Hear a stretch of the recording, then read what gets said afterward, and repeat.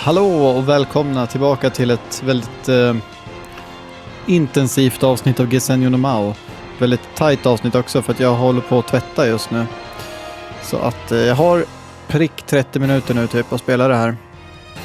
Och vi får väl se vart vi hamnar. Förra avsnittet så höll vi på och försökte få tillbaks hennes lillebror. Hon försökte få tillbaka sin lillebror för han har blivit kidnappad och nu så ska de byta ut the ransom. Jag vet inte, vi får se vad som händer. 2 timmar och 10 minuter har i alla fall passerat. If one hurried, they should have been able to get from the park to Sakuragi City in 2 hours. If it takes Tsubaki any longer, there is again the possibility of police involvement. I, of course, am still on Central Boulevard.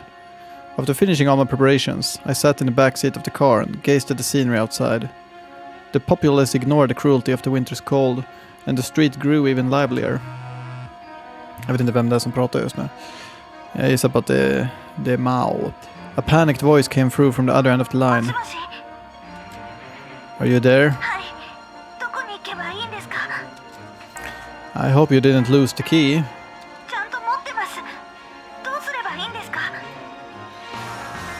I gave her the instruction decided upon a long time ago. Come back.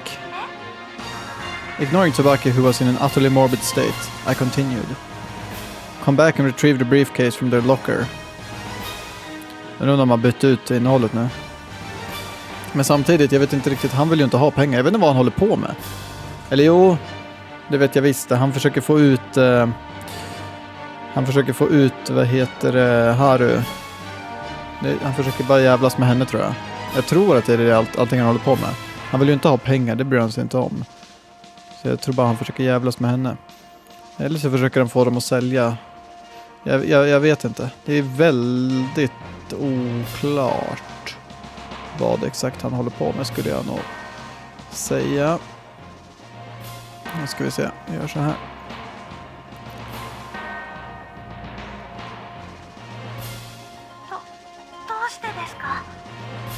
There's no reason for me to explain.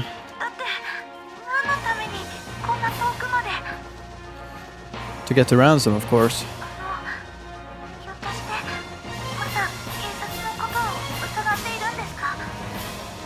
Who knows?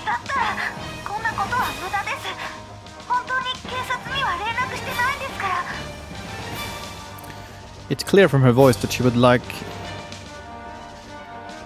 like nothing better than to just give me the ransom right this second. Ja. Jag vet att jag har inte spelat där på någon vecka för att jag har det här är ganska, jag vet inte, det är inte så jättelättsam grej att läsa igenom just nu. Så man måste vara lite på rätt humör för att läsa igenom det. Det är lite så det ligger till. It's clear from her voice that she would like nothing better than to just give me the ransom right this second. There's no police involvement. There's a reason she had to go from Tomambetsu to Sakuragi City. Police take the respective jurisdictions seriously. If Tsubaki was being backed by the police, then this kidnapping investigation would have to be transferred to the other prefecture. Thus, the arrangement of personnel will be put into disorder once more. Such an event would considerably hinder the police mobilization in this prefecture. Of course, there is a chance that the police departments have made contact previously and are working together. However, police are people who are very conscious of territory, if not quite at Yakuza level. According to my judgment, the police of Tomambetsu and Sakuragi City won't rally together just for a kidnapping incident. Still, it's a good thing I didn't send her to Tokyo. That was my original plan. I never would have guessed that this prefecture and the Tokyo Police Department keep an unexpectedly good relationship. I only found this out a short while ago. That was dangerous. Fine. I will believe you. Tsubaki's actions are swift, without hesitation. At the very least, she shouldn't have had time to be in close contact with the police. Next time, I promise. Next time, I will retrieve the ransom. I was finally confident that I had done enough to prelude the police's involvement and continue on with this battle.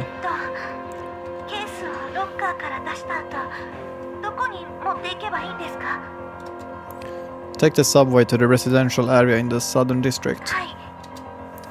I'm going to give you the address you need to go to. Tsubaki confirmed the address after I told her the details. A white car will be parked there. Its door will be unlocked. Take the ransom and sit in the back seat. Det låter ju väldigt säkert. Wait for me to arrive. Are you uneasy? Does the thought of being in a cramped car alone with me frighten you? I laughed coldly. I was hoping to go for a ride. I'm really looking forward to it. I hung up and commanded the driver to go.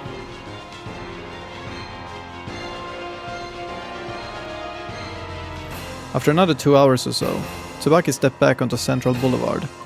The sun sets early in winter. It was already evening by the time she arrived at the southern district. Oi, Tsubaki. It was Haru. She had suddenly appeared behind Tsubaki, calling her name. Haru spoke abruptly. お前が桜扇町に行っている間、私はケースの入ったロッカーをずっと見張っていた。ロッカーを開けようとした不審な人物はいなかった。そうなんだ。She didn't go with me to Sakuraogi City. 椿を追うか、ロッカーを見張るか。迷ったが後者を選択した。なぜなら、誘拐犯が鍵を手に入れたとしても、身代金が欲しければ、必ずロッカーを開けなければならないからだ。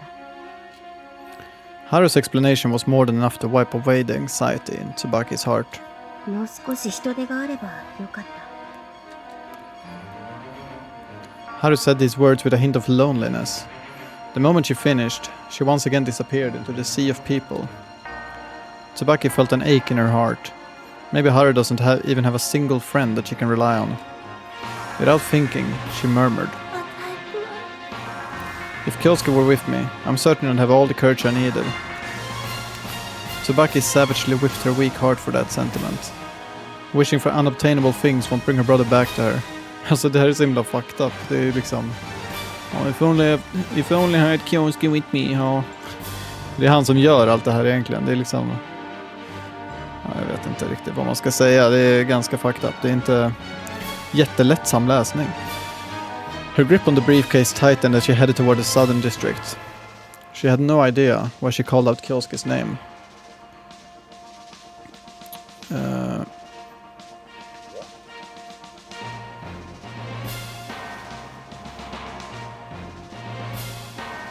Tsubaki has pretty much never been there before, and the southern district is, as a whole, a very quiet residential area. The setting sun has dyed the newly built western houses and the metal fences surrounding them a bloody red. Tsubaki checked the address again as she searched for her destination. She saw the car. It was your everyday white sedan. Tsubaki didn't know what the kidnapper's car would be like, thankfully. There was only one white car to designate a place. Sit in the back seat. Her heartbeat grew violent. She had never dreamed she'd be going on a ride with the kidnapper. He might even hold her captive. Nevertheless, in the end, she still wanted her brother to be released. And for Hiroaki, sacrificing herself would be an easy price to pay. Tsubaki walked closer to the car, trembling as she rounded the bumper. Hesitantly, she forced herself to peer through the window. There was no one inside. She decisively reached for the door handle. Tsubaki slid into the back seat. She put the briefcase containing the ransom on her knee, letting a deep breath flow from her lips to calm herself. Silence reigned. The car was almost completely devoid of sound. Small beads of sweat soaked through her palm. The only noise that reached her ears was her own heartbeat. The silence only made her wait more torturous.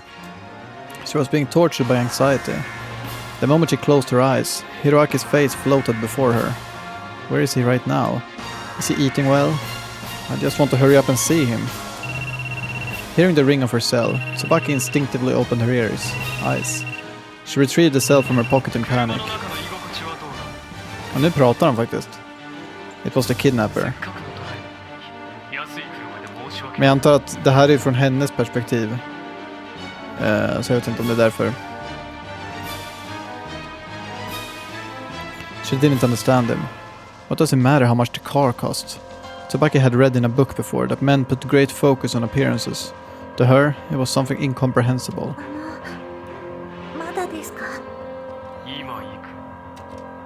However, at that instant, the kidnapper suddenly lowered his voice.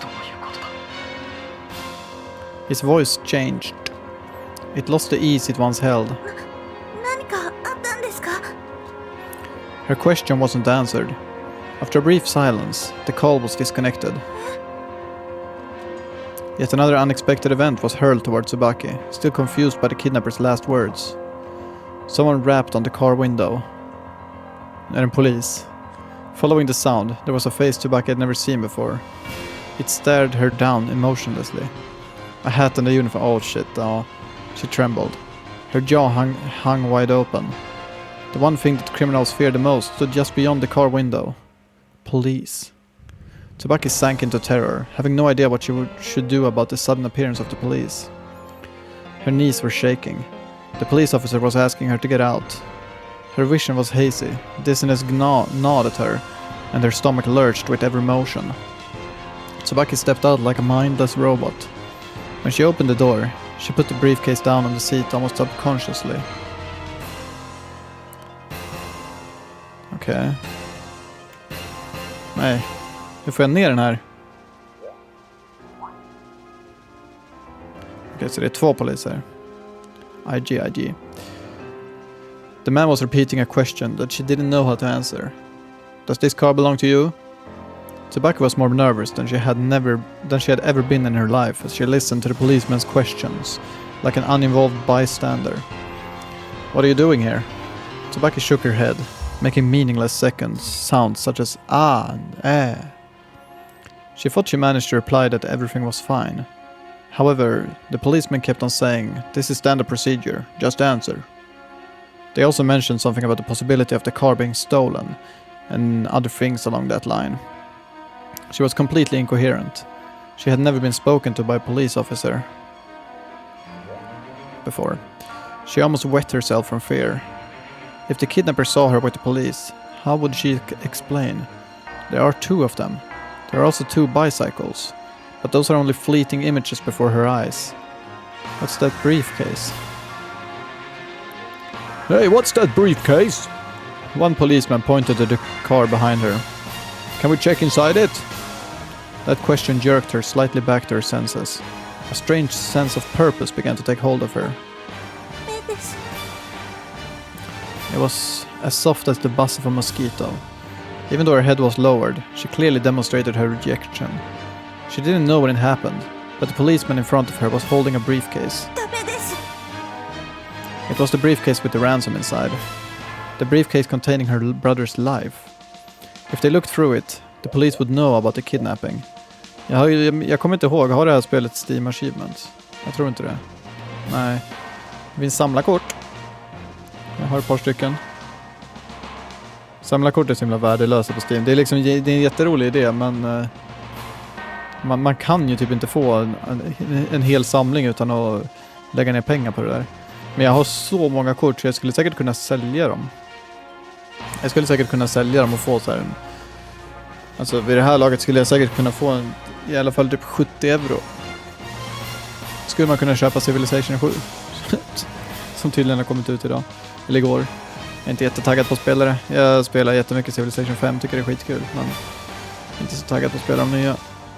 Inte så taggad på att lägga pengar på dem snarare. Det hade säkert varit kul att spela, men it was the briefcase with the ransom inside, the briefcase containing her brother's life. If they looked through it, the police would know about the kidnapping. When this train of thought surged into her mind, fear that she'd never be able to see her brother again rushed toward her. That fear purged all reason, and Tsubaki lost track of her own actions. A freakish scream burst forth into the air. She reached out her hands and grabbed something as tightly as she could. Her fingertips felt the cool, hard shell of the briefcase. The policeman said something, but Tsubaki never heard a word. She was running. She was facing away from the policeman. A yell for her to stop may have reached her back, but not her brain. Fear. Yet her legs, as if they didn't belong to her but some other animal, kept on sprinting. She ran away, wordless, panting, dizzy, almost falling down. She felt as if she too had become a criminal. Driven by the guilt and oxygen deprivation, her tears couldn't be stopped anymore. But there was no time for her to cry anymore. すみません。 Having successfully escaped and now making her way through the bustling crowd of Central Boulevard, Tsubaki was still on edge. すみません。でも逃げましたから。身代金ありますから。 She begged with all that she had. The kidnapper answered with a voice colder than those she had heard before. なぜ謝る？あれはハプニングだったのだ。はい、知りません。警察の人がいるなんて知りませんでした。知らなかったのならなぜ謝る必要があるんだ。警察と示し合わせていたのでなければ頭を下げる理由がわからない。それは Jag håller inte riktigt med honom, men なんとなく the person on the other end of the line didn't let down his guard. 裏切った。違います。私をあそこで捕まえる算段だったのだろう。本当です。信じてください。もう取引は中止だ。そんな。 Samtidigt så kan man ju köpa att han är väldigt försiktig utav sig så här sett, men she felt as if her head had just been struck by a blunt object. If this continues, Hiroaki is gone. Gone. 何でもします。何でもしますから、弟には手を出さないで。お願いです。お願い。 By the end of her pleading, she was unable to even form a sentence. Her eyes were filled with tears. そんなに弟が大事か。もちろんです。なぜだ。焦って家族だから。 At that, the kidnapper laughed coldly. そうか、家族だからか。そうだな。家族は大切にしなくてはな。 He continued with a mocking tone. 椿はさぞ大切に育てられて清く正しく成長したんだろう。言葉通りの意味だ。お前からにじみ出る善良さが眩しくて仕方がない。 Tsubaki understood that comment even less. Everyone always says she's a good person. Kyosuke had even joked about it. But isn't everyone else good too? 善良さというものは大抵の場合偽装した悪徳に過ぎないと私は思っているが、どうやら椿は一味違うようだね。 She just couldn't take it anymore. Jag undrar om vi redan är inne på hennes route, jag vet inte. Alltså, jag vet att den liksom har tagit sig olika chapters, men det gör de ju i Karawashoujo också. Då är chapter 1 liksom common routen. Så jag vet inte, vi kanske, men jag tror inte det. Men kanske. いいな。取引を続ける。ありがとうございます。 She lowered her head in thanks without thinking about it. Even in this outrageous situation, she still showed her gratitude to the criminal. 少し慎重にやらせてもらうとしよう。今度はたとえ警察が絡んでいても身代金を受け取れる手順を踏ませてもらう。 Tsubaki was beginning to think that the kidnapper is still human after all. As long as she just asks him with sincerity, he'll understand. He might even have a good reason for kidnapping Hiroaki. For the first time, Tsubaki found herself interested in the kidnapper's thoughts and feelings. So interested, in fact, that she completely missed the point when she had stopped asking questions. The point when she became completely obedient. The sun has set. The young winter wind carries a chill.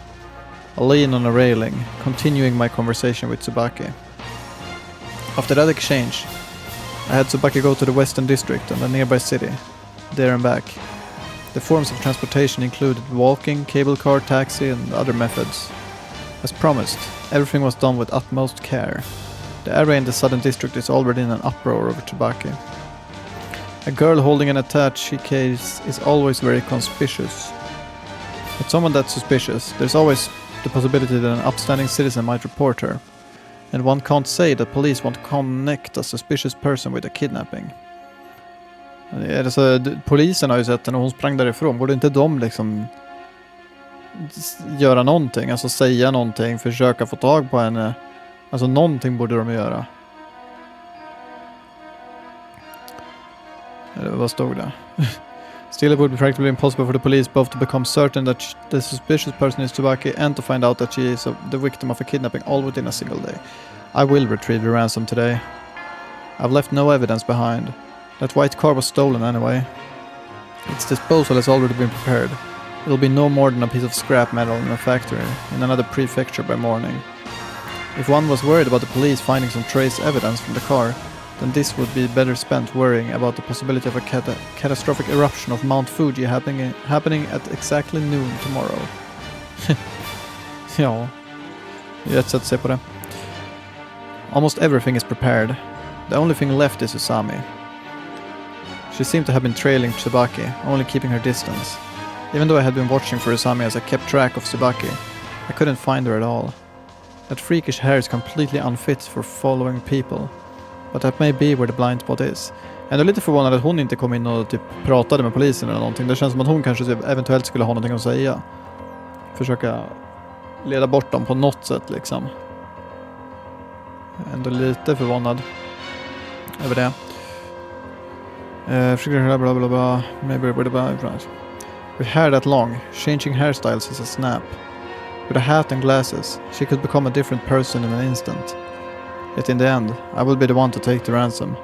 In the meantime, I'll have them run around and waste their strength. Another headache attacked me, but this time I must endure it. I can't surrender to the headache right now. A depression was fiercely burning inside me, igniting my will to fight. I won't let you interfere. Neither you, Asai, nor Usami.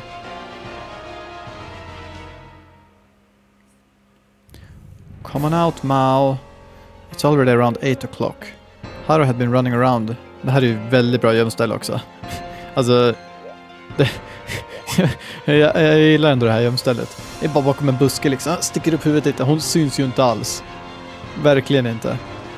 Liksom, för det känns som att hon har varit väldigt noggrann hittills med det här gömstället. Det här tar nog ändå priset alltså. Extremt bra gömställe.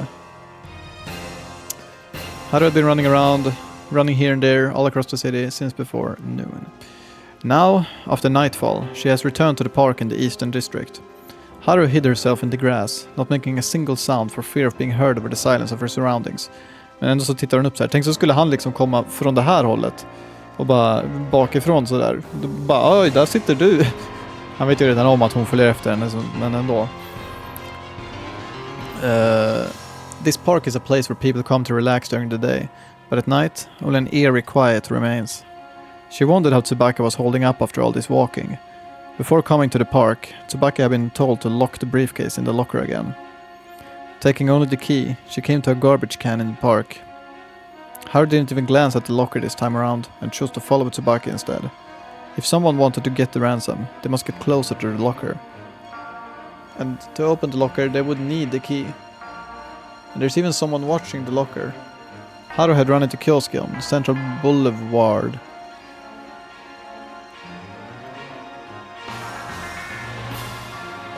Okej. Nu blir ens huvud ganska så här. Okej. Så han håller koll på den, men det är han som är kidnapparen. Haru had run into Kyosuke on Central Boulevard. After she explained things, Kyosuke was more than happy to help. Even though he said it was helping his father, he had a surprising amount of free time. Tsubaki's cell phone rang. Haru concentrated on the noises around her. It would be bad if she shoved her face now. She could only follow the situation through sound. Yes. Tsubaki's exhaustion made itself apparent in her voice. It's understandable. She's been in a state of heightened anxiety all day. She had almost fainted when the police had showed up. She didn't know whether or not Tsubaki was doing it on purpose, but Tsubaki had repeated the kidnapper's instructions. As Tsubaki finished the conversation, Haru heard the sound of a cell phone closing. Footsteps followed. As the footfalls grew quieter, it seemed that Tsubaki had left the area. Haru remained still, curling her body into a ball. If she just stayed there, Maou would definitely come to retrieve the key. No, that's wrong. Was she exhausted as well? There's no way Maou would show up. After all, Tsubaki still had the key. She had been listening closely all the while, but she didn't hear the sound of Tsubaki dropping anything into the garbage can. Tsubaki said, so I should just throw the key in the garbage can. However, that was most likely something she had said by chance. If Tsubaki were repeating Mao's instructions intentionally, then she could have supplemented herself for the other actions to further detail the situation. She could even have thrown the key in with excessive noise, or made sure to speak out and confirm that she did so after throwing it in. What's more, if Tsubaki were really repeating his instructions for Haru's sake, then the last thing she said, "I'm on my way," would be too vague for Haru to determine just where she would be going. Maou and Tsubaki's conversation was probably something along these lines. So she just throw the key in the garbage can? No, wait, go to Central Boulevard instead. I understand, I'm on my way. Tsubaki has grown even more afraid of Maou after her encounter with the police. She's probably so anxious that her heart is about to explode. In a situation like this one, it's easy to imagine that she wouldn't have the energy to concern herself with what Haru was up to. That was a moment that decided everything. Simply interpreting a sentence incorrectly could have caused her to retire before this ordeal came to a conclusion. それにしてもいつになったら現れるんだ Even as she spoke, Haru felt the time of battle rumbling toward her with impatient force. How many places has she been dragged to now? She's forgotten just how many times she had changed locations. Continuously in a state of extreme tension, Tsubaki is puffing with every word. 頑張るな椿 För väldigt mycket nya CGs här. 3 nya hittills. The Kidnapper was on the phone. もう9時になるかそろそろ弟たちを寝かしつける時間じゃないか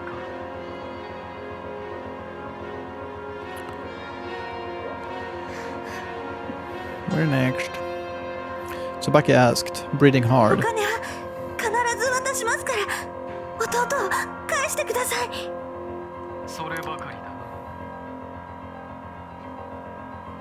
ひろあきが帰ってくればそれでいいんですだが身代金を渡したりしていいのか What are you saying at this point? Tsubaki already lacks strength to think things through. その金は家族の全財産ではないのか金を失えば弟は帰ってくるかもしれんがお前たちは路頭に迷うことになるのではないかそれでもいいのか Jag tror vi tar och avslutar här lite på en cliffhanger, men som sagt, jag har tvättid just nu. Jag sa det, prick i 30 minuter. Nu har det gått 7-8 minuter. Jag skulle behöva springa ner där. Så att det här är ändå hyfsat bra ställe att avsluta på, för jag tror att det här kommer leda in till någonting. När de väl börjar prata om det här. Jag tror det kommer leda till någonting. Så att det är ändå hyfsat bra ställe att avsluta på. Så jag får tacka så mycket för att ni har tittat. Så hörs vi i nästa avsnitt. Och tills dess så får ni ha det bra. Tack så mycket. Hej då.